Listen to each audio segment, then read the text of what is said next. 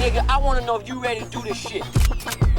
Yeah, nigga, break your motherfucking stuff, fool! Yeah. Menace came about because we were frustrated and tired of white people saying they deserve what they get. They're just little gangbangers and they deserve to be treated the way they're treated. Shut up! You got a smart ass mouth, you know that? We thought that the news media was not explaining the inner city that well. They had not done any real in-depth journalism on why these kids are this way. So that motivated us telling the story. Ain't nothing gonna change in Atlanta. I mean, I'm still gonna be black. The Hughes brothers and the writer, Tiger Williams, wanted to document what life was like there for a lot of people. Nigga, hurry the fuck up. Nigga, I know what the fuck I'm doing, you just watch out. What we were trying to do was take a slice of reality and put it on film. Down with a 187. Let's do this. And we wanted it to be real. Turn that motherfucking shit down. The reaction was what we wanted to be. We had more white people walk up to us genuinely when I never understood why those kids did what they did until I saw this movie.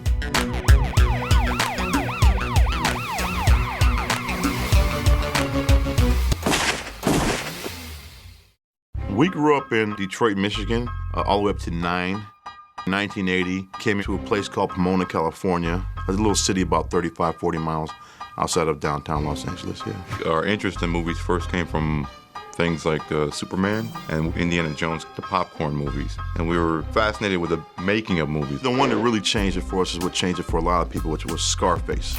And that was the first time where cinema met pop culture at the same time, and it was kind of like a movie and a film. But I think our love for film came through something pretty obvious and overstated now, Scorsese. Goodfellas is what really got us into the gangster movies. We used that movie as an example of how to do something right. In 91, when we were 19. We did a lot of hip-hop music videos. We did hip-hop videos for Tupac, Too Short. We did like 29, 30 videos, I think. We did that for 1 year. And we got lucky. We're developing Menace during that time. Old Dog was the craziest nigga alive. America's nightmare.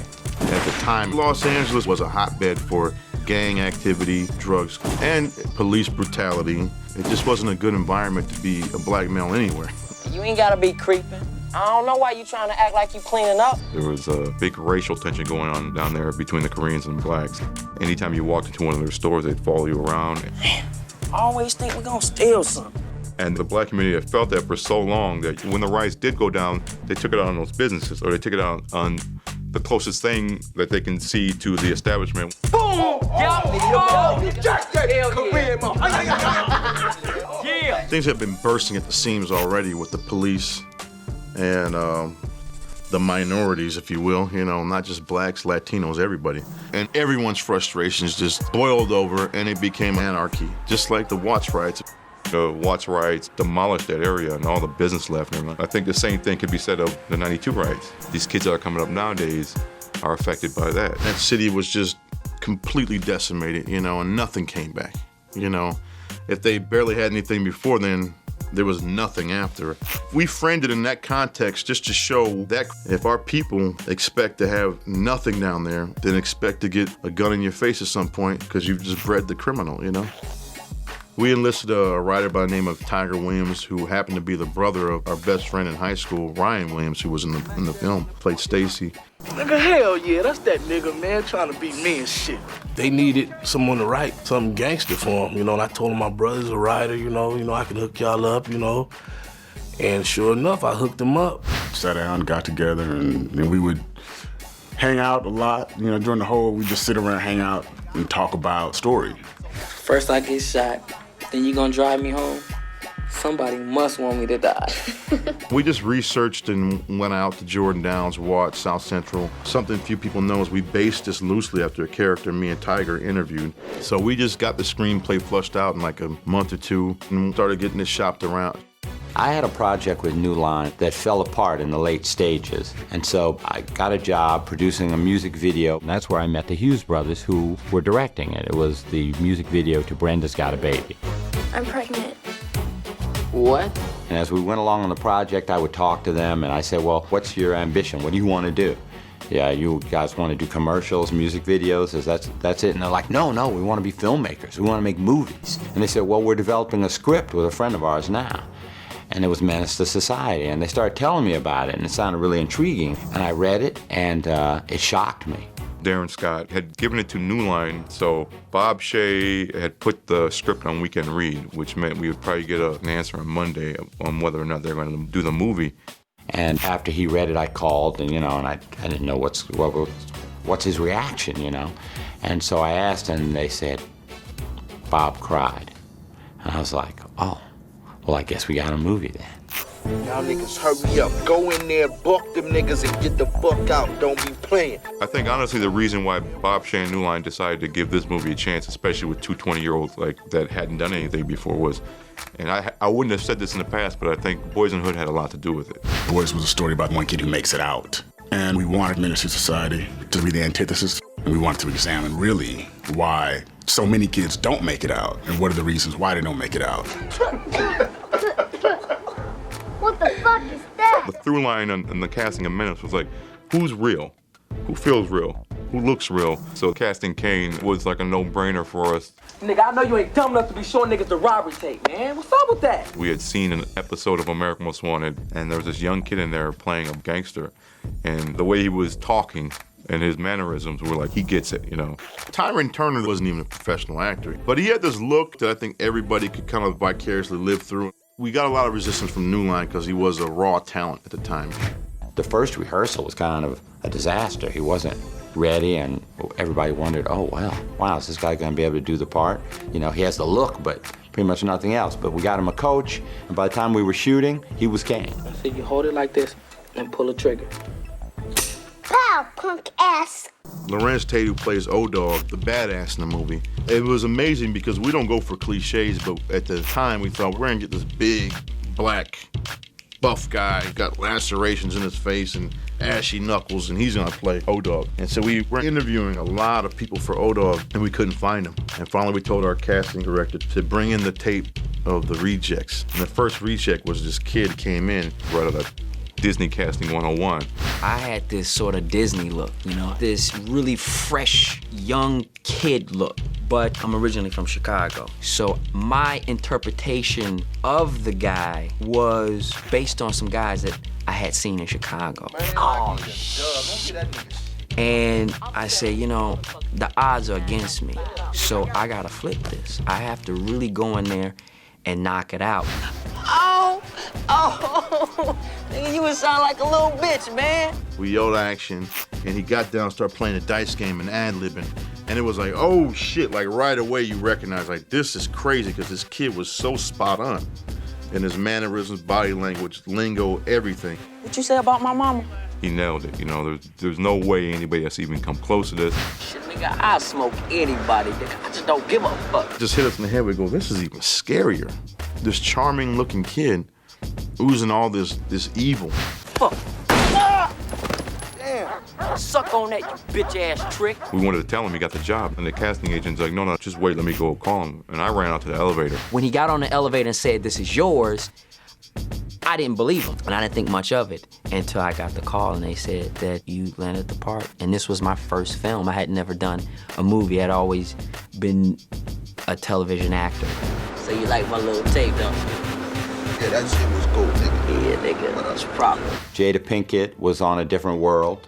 If I ever catch you with a gun in your hand, I will break your tail. You got that? She didn't come in to audition because I think she was hesitant, as a lot of people were, who were trying to do something legitimate in this business, because it wasn't looked at as a legitimate project at the time. So she came in to meet with us, and somehow we convinced her to read a little bit. Watching Jada Pinkett read Ronnie was probably the strangest thing. All of a sudden you're watching someone bring a character to life. Why are you tripping? You ain't doing jack shit here. Kane, why don't you just come with me? And on the spot, we knew that she was the one for the role. Fuck Purnell, because you don't owe him shit.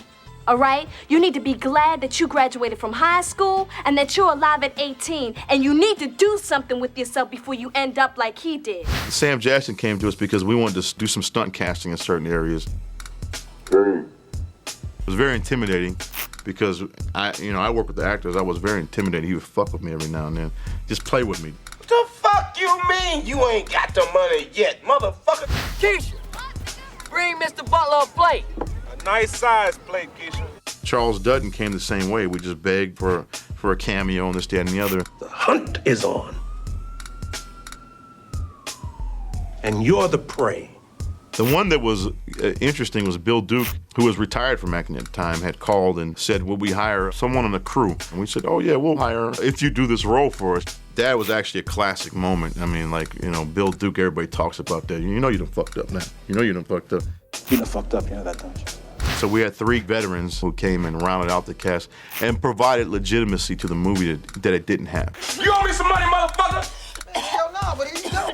When we signed on to do Menace, New Line, there was a caveat that said, you gotta hire a platinum rap artist in order for this movie to be greenlit.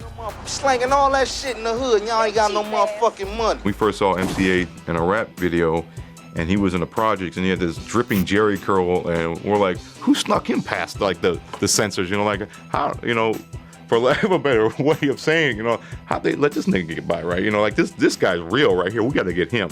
Hey, homie, you need some help?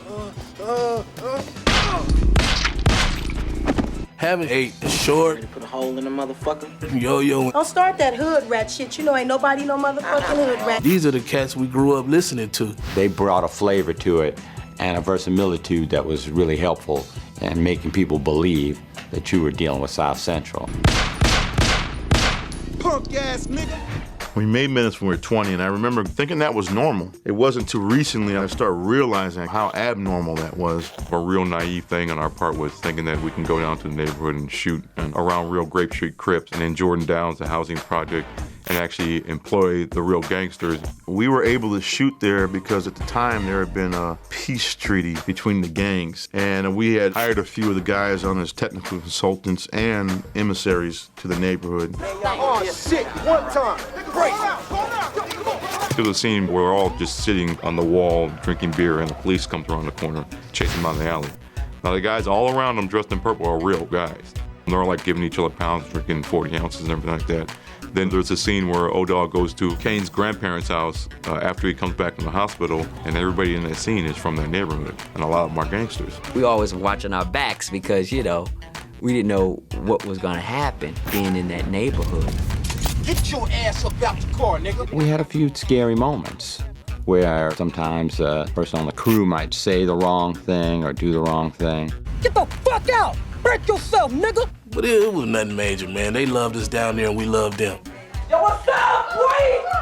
Yeah! They were just happy that anybody was there in a genuine way and involving them too. Hey, y'all gonna follow us, right?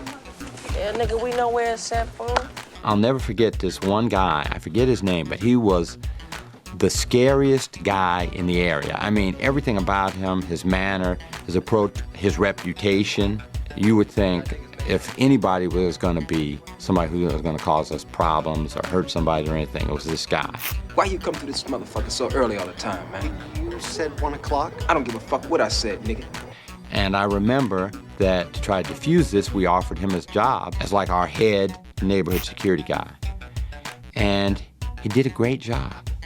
And at the end of it, he came up to us and the guy was practically in tears. Because he was like, nobody ever gave me a chance to do anything like this before.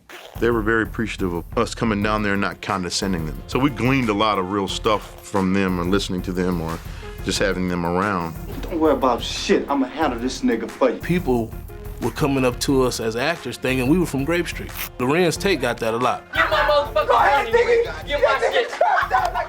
They thought I was one of the cats in the neighborhood. They thought I was real, one of the little BGs in the hood, so that was good for me. And we still mad at you for dropping all that blood on us. These cats were really like, yo, what hood you from? And I was like, nah, I'm just doing a movie, man. And they were like, nah, for real. Like, what set you from? Do this for Harold. Hey, man, you getting down, nigga. Your Hughes brothers had an unusual partnership. Alan works with the actors. Albert's basically behind the camera. But they both could do either job, but it was just interesting to see how they, you know, come together, and to pull off what they were able to pull off was amazing. What's going on, big boy? Just chilling, man. First week, there were some days where we clearly were out of our depth. Third day into the shoot, we thought our careers were over. And we also had the problem of some actors and crew members doubting the movie. I mean, there was an actor outright said, I don't know why I'm doing this shit. At the time, I remember feeling like, we just gotta get through this shit.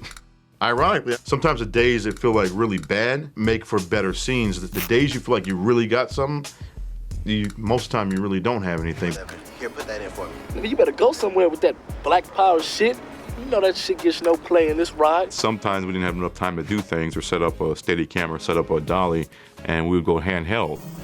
And a lot of people thought that was a stylistic choice, you know, like, oh, they're very good at that gritty run and gun style. And it's like, nah, that was almost by accident or just by happenstance. We just had to do that. You alive, ain't you?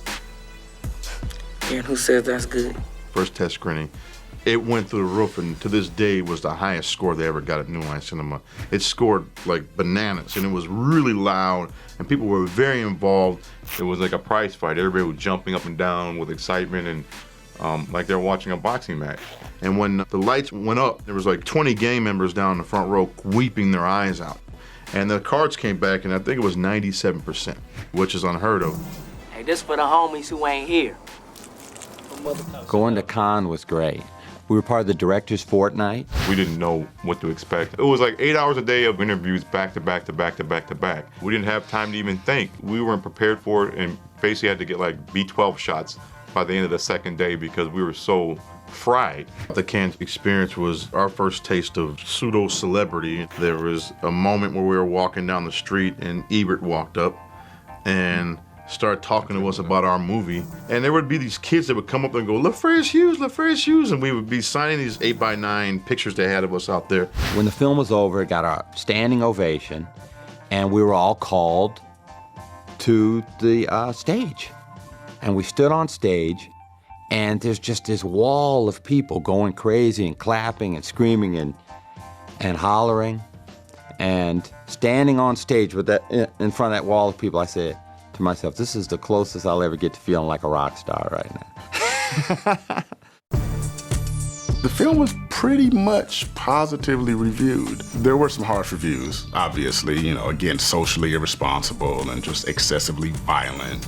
Oprah is Miss Positive, and we had heard through the grapevine that she had said this is a terrible movie, don't go see it, negative and all this other stuff. And that was kind of a stamp of approval for us. We're like, if Oprah hates this movie, that's good for us, basically, because we're not going for the Oprah crowd. The Hughes brothers and I wanted to make a film that you either love it or you hate it. And if you love it, great. But if you hate it, I'm perfectly okay with that, because that's a very powerful emotion. Rather make a movie that you love or hate than you don't really remember, you know, 2 weeks later or a month later or whatever. The quote is, if you hate black people, this movie will make you hate them more. But it basically meant if you're just a dumbass hick that already hates black people, this ain't gonna make you love black people. It was a big hit. You know, we did the film for about $3 million, and it grossed almost $30 million. Bingo. They did a survey. In all the inner cities, we were beating Jurassic Park that summer. Yeah, hell yeah. It started out with a very high per-screen average, but was only on about 700 or 800 screens. And that movie just played and played and played and played. The reaction was scary.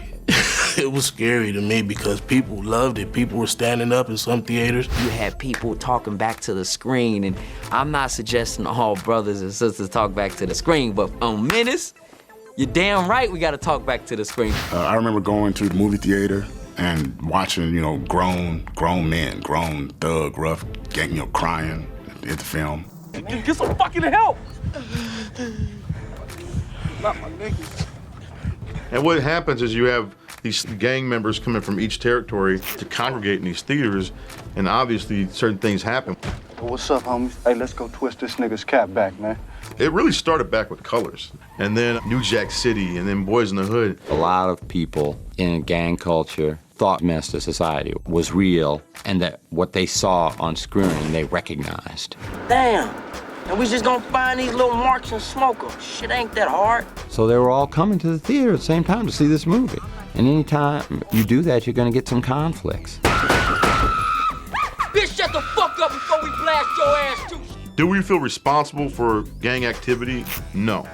Do we feel bad that if people were shot during, you know, or killed for that matter, during viewing Menace? That, hell yeah, that doesn't feel good. Menace to Society You know, it's a cautionary tale. So we set out to make something that was as real as possible. And not everybody's gonna get the message. You know, some people wanna go out and replicate, but other people, it's sort of reflective. So I think it really affected people emotionally. So people responded to it either positively or negatively based on their own personal experience. Oh, shit! Go ahead, strap that fool.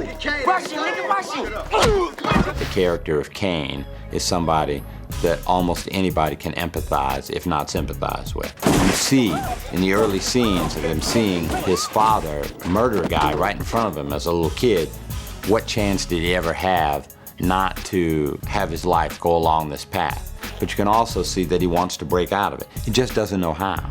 And it's tragic that the decisions he makes to escape this life come too late for him. And it's a cautionary note. Fight. Fight. The reaction was what we wanted. We had a lot of people, other than black people, other than Latin people, come up to us and say, wow, I never knew that that happened to these kids, or that's where they came from, and that's why they're the way they are. Hey, do you care whether you live or die? I don't know.